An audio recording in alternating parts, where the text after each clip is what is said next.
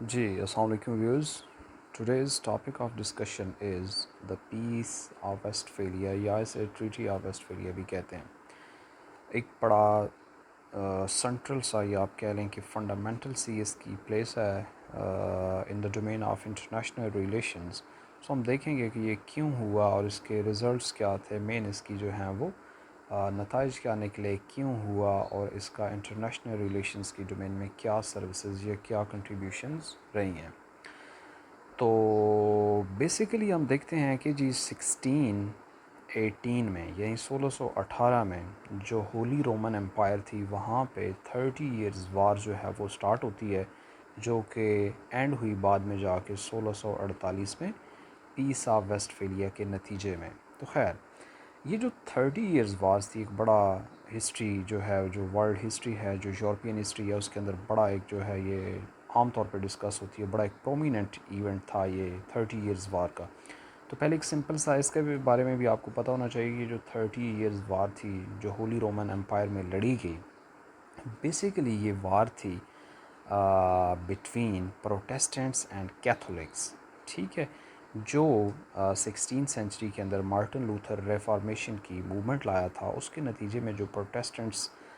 کے جو مطلب فردر سیکٹس بنے ان کے, اور کیتھولکس جو تھے ان کے ریلیجیس, جو مطلب آپ یوں کہہ لیں کہ یہ سیکٹیرین وار تھی بٹوین پروٹیسٹنٹس اینڈ کیتھولکس. تو خیر یہ ایک وار جو ہے مطلب 30 ایئرس کی تھی, جو 1618 سے لے کے 1648 تک جاری رہی, اور فائنلی جو ایک ٹریٹی ہوا, جو ایک پیس معاہدہ ہوا ویسٹ فیلیا کے مقام پہ,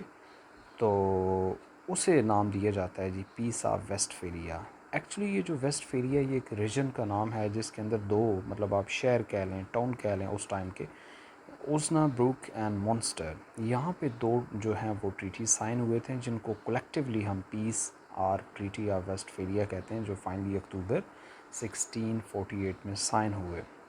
جنہوں نے 30 ایئرز وار بھی اینڈ کی. اور اس کے علاوہ جو یورپین 80 ایئرز وار تھی جو کہ پہلے 1568 میں شروع ہوئی تھی اور 1648 میں آ کے ختم ہوئی, اس کا بھی اس نے اختتام کیا. تو خیر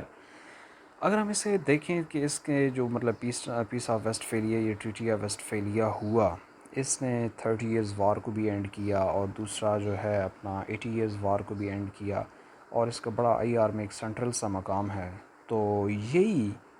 ٹائم پیریڈ ہے جس کے بعد جو ہے وہ ماڈرن نیشن سٹیٹس, یہ جو آج کل ہمارے آزاد کنٹریز ہیں جیسے پاکستان, انڈیا, مطلب فرانس, اسپین, جیسے بھی مطلب جتنے بھی ممالک ہیں, نیشن سٹیٹس جو ہیں, نیشنل کنٹریز جو ہیں, ان کا جو ہے وہ آغاز بھی فارملی وہیں سے ہوتا ہے. اس کے علاوہ جو ڈپلومیٹک ہمارے پروٹوکولز, یہ ڈپلومیٹک جو ہمارے رولز, چیزیں, پرنسپلز ہیں, وہ بھی وہیں سے سٹارٹ ہوتے ہیں. تو اسی طرح باقی اور بھی جو مطلب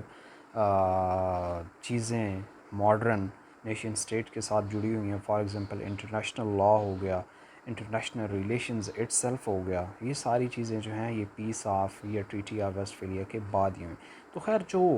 ان ٹرمز آف نیشن سٹیٹس جو اس نے موٹی موٹی جنرل چیزیں بتائیں, جو اس کے آپ کہہ لیں کہ آؤٹ کمز تھے, وہ یہ تھے کہ اس کے علاوہ